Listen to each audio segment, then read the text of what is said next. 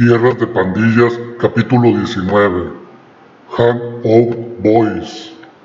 Este pequeño ente del mal te da la bienvenida para que entres a los territorios de las pandillas.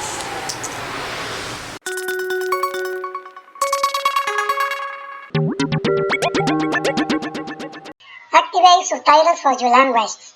You can find them in YouTube settings. ¿Qué pasa, mis amigos? Otra vez aquí Raúl. Hoy vamos a entrar a otro de esos coloridos callejones en el sur de Los Ángeles. Y hoy te voy a contar sobre otra pandilla de latinos que carga con el número 13, aliados de la mafia mexicana, los Hangout Boys, también conocidos como HOB o HOB Gang. Ellos son una pandilla callejera principalmente mexicano-estadounidense. Los Hangout Boys están adyacentes a la 41 Street Gang y Main Street es la línea divisora entre estas dos pandillas. Esta pandilla, la HOB, se encuentra en South Central y comparten territorio con los 43 Gangster Crips, una pandilla callejera afroamericana. Esta pandilla de los Hangout Boys son aliados de 75 Bush Gang y la mafia mexicana. Son rivales acérrimos de Florencia 13 y 38 Street Gang, así como también de la 41 Street Gang, que están al este de la Main Street. Y pues haciendo esta intersección, un hervidero de tiroteos relacionados con pandillas entre los Hangout Boys y Barrio 41 Street.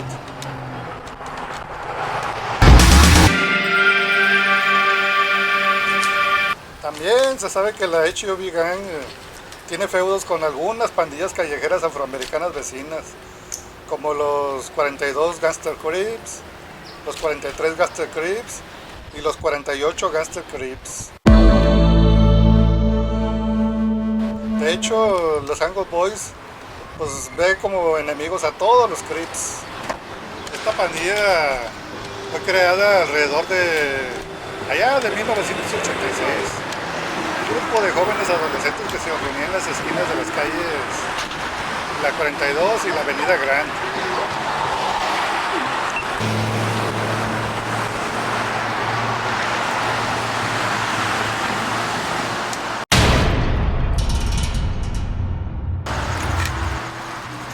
Y pues es la misma historia que se repite una y otra vez.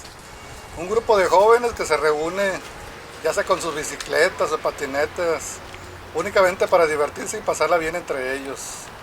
Pero constantemente eran atacados por las pandillas establecidas en el área. Incluso cuando algún joven iba a la tienda a comprar algo, no solo los pandilleros los robaban el dinero, sino también los drogadictos que se juntaban en los alrededores. Pues un día de tantos, uno de estos muchachos casi muere acuchillado por un drogadicto. Y pues esa misma tarde, los muchachos de ese grupo se reunieron en la esquina de siempre. Y hartos de esta situación, decidieron formar su propia pandilla para defenderse. Y lo que empezó con una pequeña pandilla de 10 adolescentes, con el tiempo se fueron uniendo más jóvenes y comenzaron a ganar más terreno. Pero pues también se fueron haciendo de muchos enemigos, así como uno de sus más acérrimos rivales, la 41 Street Gang. Déjame que te cuente una historia de la vida real entre estas dos pandillas y también sobre la maldad y la corrupción que hay entre algunos miembros de la policía.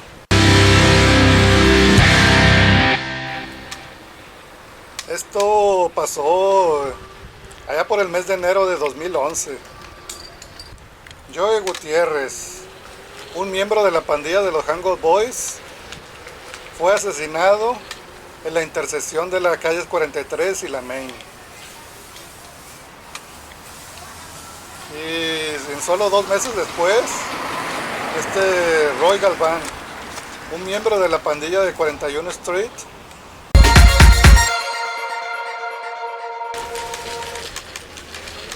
fue arrestado y acusado del asesinato a tiros de Joey Gutiérrez. Pero sin embargo, allá en el 2012, Roy fue absuelto de todos los cargos. Y luego después demandó a la ciudad de Los Ángeles y a los oficiales de policía que lo arrestaron, David Nunn y Miguel Terrazas. Así es, amigos. A pesar de que Roy Galván era pandillero, él era inocente. Y él pasó 13 meses en la cárcel del condado a pesar de ser inocente. Roy Galván, quien fue absuelto en el juicio, demandó a los oficiales de Los Ángeles, los oficiales de policía, Miguel Terrazas y David Nunn, alegando arresto falso y enjuiciamiento malicioso.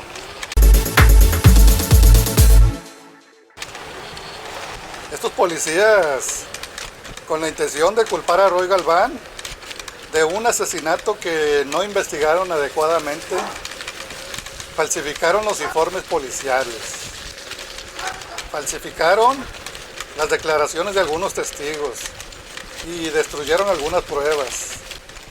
Y también sobornaron a 2 personas sin hogar, pagándoles casi $10,000 para identificar erróneamente a Roy como el tirador. Y pues la persona que asesinó al pandillero de los Hangout Boys, Joey Gutiérrez, fue un agresor desconocido. Un testigo del tiroteo que vivía cerca les dijo a los policías que vio al tirador disparar y huir corriendo junto a un edificio. Y según este testigo, le dijo a los oficiales de policía que el tirador se parecía a un hombre que apodaban el Flaco. Y también les dijo a los oficiales cómo encontrar al Flaco. Estos oficiales de policía entrevistaron también a 2 personas sin hogar. Ellos que vivían en una tienda de campaña cerca de la escena donde sucedió el tiroteo. Pero aparte de estos policías, estaban acosando repetidamente a estas 2 personas sin hogar, abusando físicamente de ellos y a veces expulsándolos.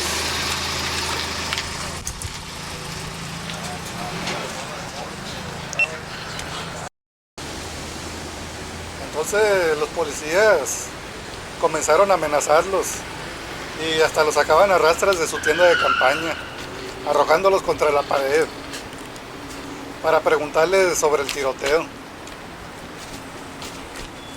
Incluso los llevaron hasta el cuartel de la policía en al menos 3 ocasiones, pero supuestamente solo documentaron en una de las ocasiones.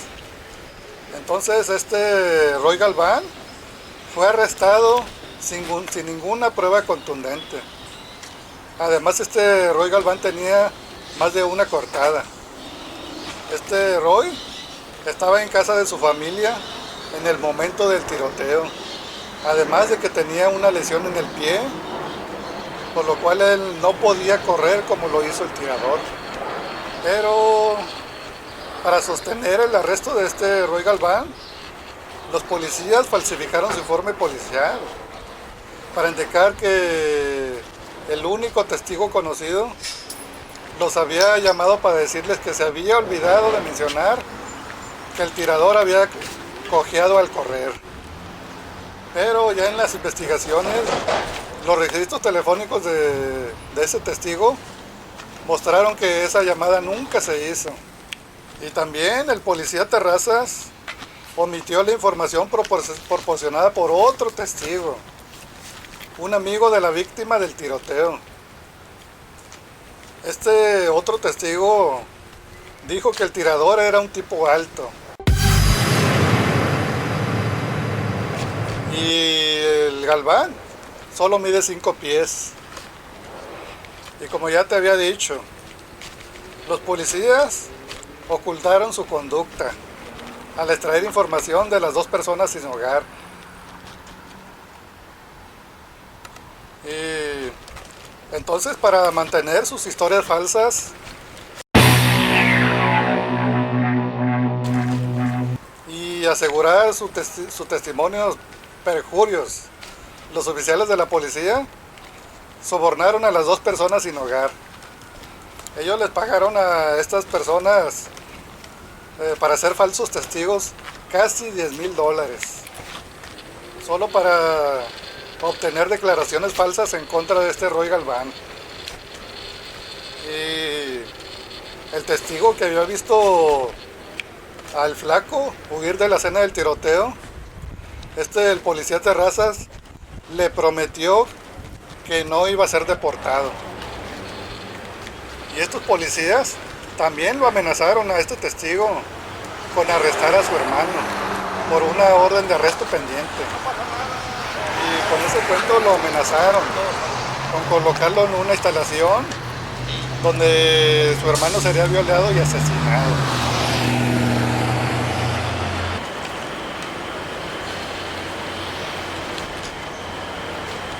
Pero afortunadamente para Roy Galván, unos 9 meses después del tiroteo, un testigo arrestado por un asunto ni siquiera relacionado con este asesinato, les dijo a los oficiales de policía que este flaco había confesado haber estado en un tiroteo con la víctima y con otros pandilleros rivales.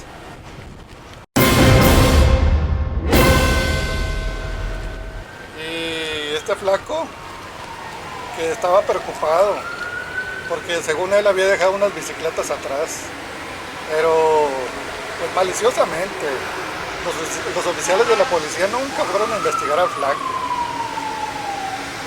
Mira lo que hay aquí.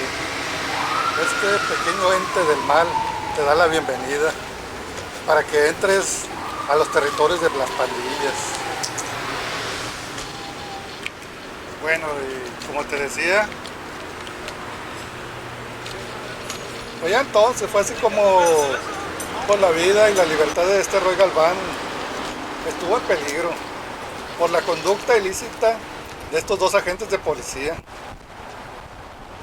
Pues si se le hubiera declarado culpable a este Roy de estos cargos, él se hubiera enfrentado a una cadena perpetua, obligatoria, de por vida en la prisión.